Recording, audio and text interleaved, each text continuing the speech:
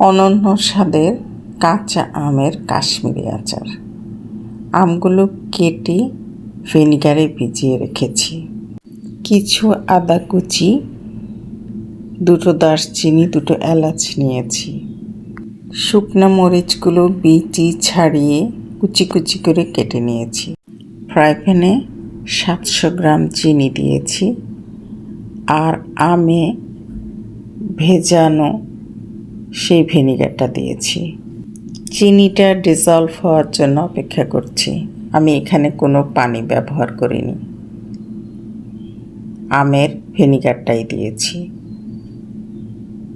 সমস্ত মশলাগুলো দিয়ে দিচ্ছি। 2 এলাচ ফাটিয়ে দিয়েছি, 2 টুকরা দারচিনি দিয়েছি, আদা কুচি দিয়েছি। আমি চুনে বা লবণে ভেজানো ছাড়া এই অনন্য স্বাদের কাশ্মীরি আচারটা তৈরি করেছি। ভিনেগারে ভিজিয়ে রেখেছিলাম 12 ঘন্টা। হলুদ দিয়ে দিলাম 2 চামচ, একটু কালারটা সুন্দর আসার জন্য। আমি এখানে বিট লবণ ব্যবহার করব। 1 টেবিল চামচ বিট লবণ দিয়ে দিলাম। কাঁচা আম লবণে বা চুনে না ভিজিয়ে ভিনেগারে ভিজিয়েও কাশ্মীরি আচার করা যায়। কাঁচা আমগুলো আমি ভিনেগার থেকে ঝাঁঝরিতে তুলে রেখেছি। এগুলো শুকানোর কোনো ভয় নেই, এমনভাবে মুছতে হবে না, কারণ এটা তো ভিনেগারেই ছিল। আমগুলো দিয়ে দিলাম। নেড়ে চেড়ে চিনির শিরার সাথে আমগুলো মিশিয়ে দেব। আমগুলো চিনির শিরার সাথে ভালো করে মিশে সেদ্ধ হয়ে গেলে আমাদের অনন্য স্বাদের কাশ্মীরি আচার তৈরি হবে। অপেক্ষা করছি আমগুলো সেদ্ধ হওয়ার জন্য।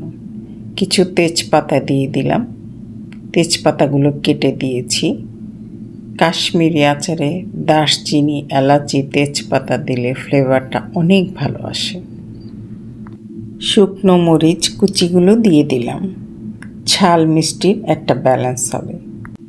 রেসিপিটা ভালো লাগলে লাইক, কমেন্ট, শেয়ার করতে ভুলবেন না। আমার চ্যানেলটা সাবস্ক্রাইব করে আমার পাশে থাকবেন। আমি আশা করি রেসিপিটা আপনাদের অনেক ভালো লাগবে। এভাবেই অতি সহজে কাশ্মীরি আচার তৈরি করা যায়। আমার কাঁচা আমগুলো প্রায় সিদ্ধ হয়ে গেছে। এবার দেখুন আচারটা কত সুন্দর হয়েছে। কাশ্মীরি আচারের শেষ লুকটা দেখুন। আমি এটা রাতভর রেখে দেব ঠান্ডা হওয়ার জন্য।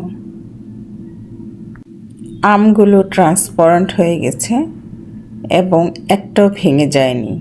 সকালবেলা আমি সবগুলো বয়মে ভরে আপনাদেরকে দেখাচ্ছি। আমি বয়মে এবং এয়ারটাইট একটা বক্সে রেখে দিয়েছি আমগুলো। এগুলো সারা বছর সংরক্ষণ করা যাবে। কথা হবে নেক্সট রেসিপিতে।